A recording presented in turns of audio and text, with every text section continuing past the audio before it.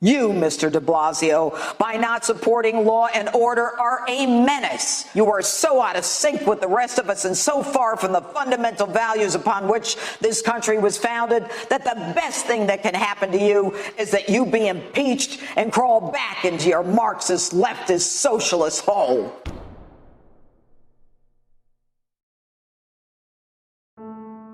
So, Bill, you've decided to take away my safety, my protection, my security, my business, and my liberty. I've got news for you. You don't have that right.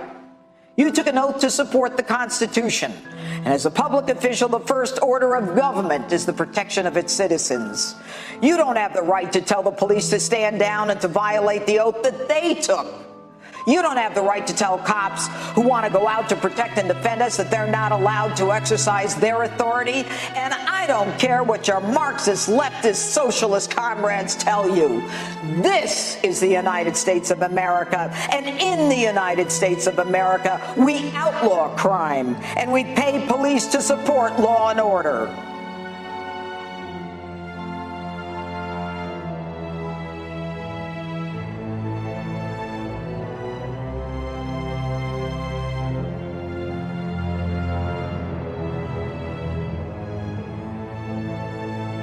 Do you feel safe? Do you feel safe? I live in New York, and something has happened that is as predictable as the sun rising tomorrow morning. New York City, once the safest big city in America, one of the world's major commercial, financial, and cultural centers, will revert to the crime-ridden days of the 1980s. Not just New York. Soon major cities near you will return to their troubled days of lawlessness. Whether you are right or left, believe me. Understand this. Lawlessness without police equals crime and murder.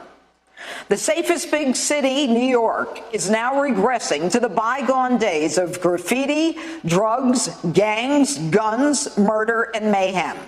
And you can thank one man, Warren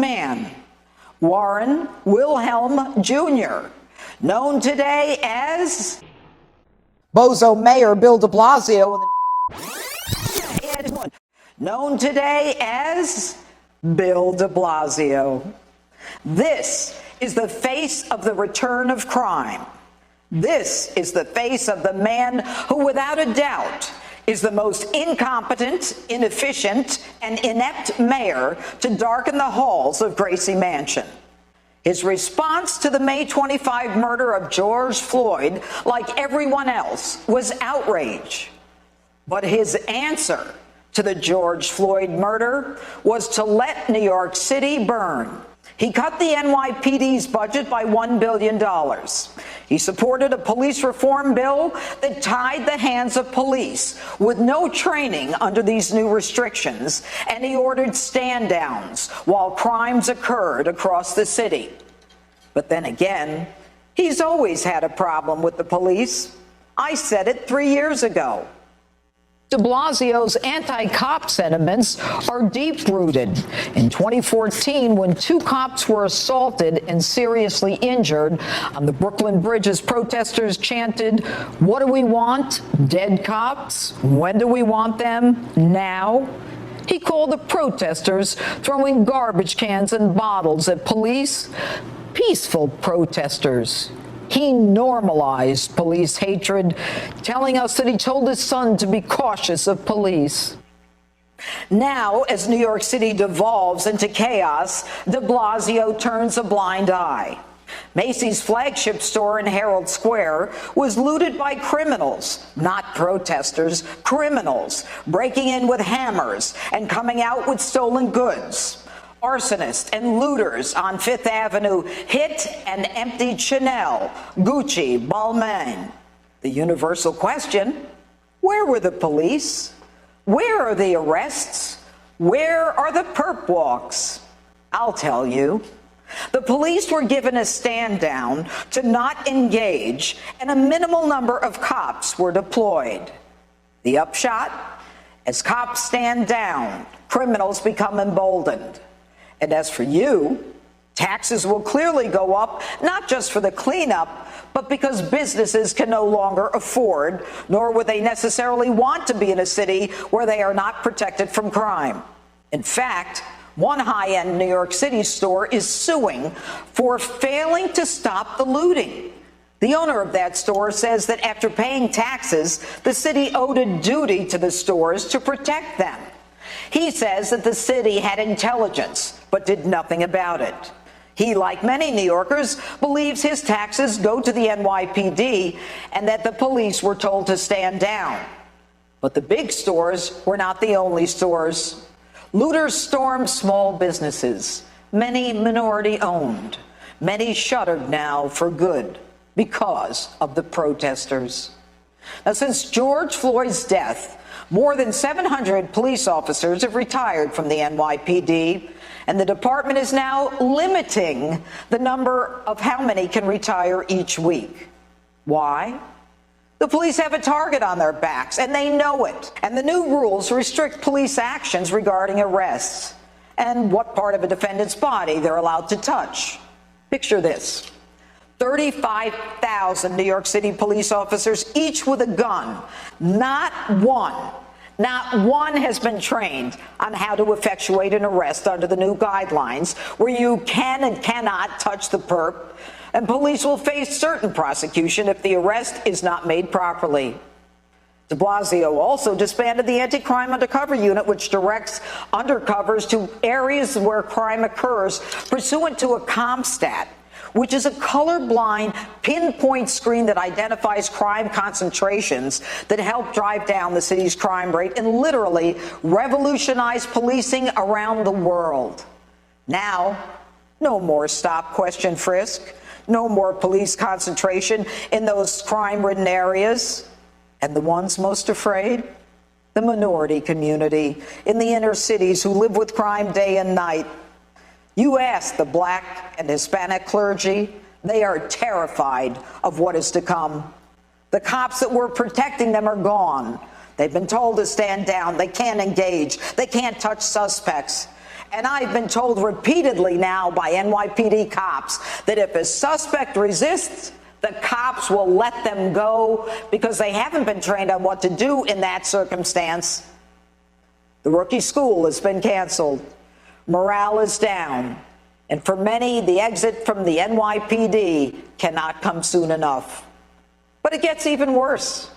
Democrat De Blasio and his ilk are working together to defeat law enforcement totally.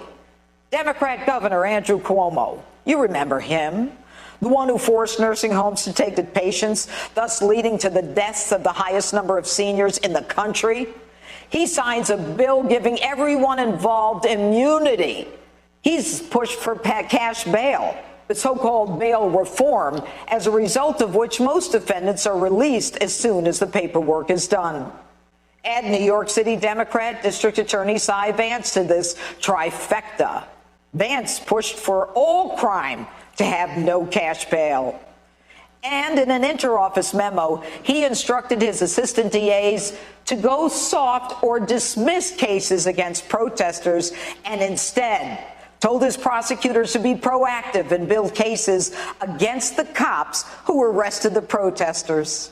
These three Democrats create a recipe for a return of New York City to the crime-ridden 80s when the headlines looked like this.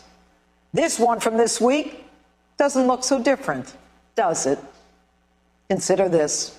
For 40 years, New York City education and social services budget was more than half of the total city budget. The NYPD, previously at 8%, is now 5%. The correlation of defunding police and the increase in homicides is predictable. In fact, already homicides have skyrocketed. There is a 206% increase in shooting victims last week over the same week last year. And if you're not angry enough, take a listen to this.